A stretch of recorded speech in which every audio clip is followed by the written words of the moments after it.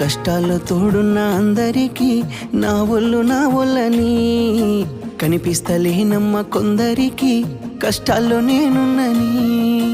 నా ఒళ్ళు నీ ఒళ్ళు ఏమున్నది అన్ని కాగితాల బంధాలు, అవి కాగితాలే జీవితాలనుకొని అయినోళ్ళనే వదులుకుంటారయ్యా.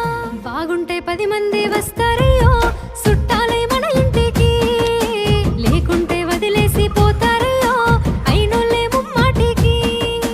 చూస్తున్న చుట్టంత కళ్ళతోని జరిగేది నాటకమే, నా ఒళ్ళు మా ఒళ్ళు అనిపించేది చేత చెల్లేటి కాగితమే.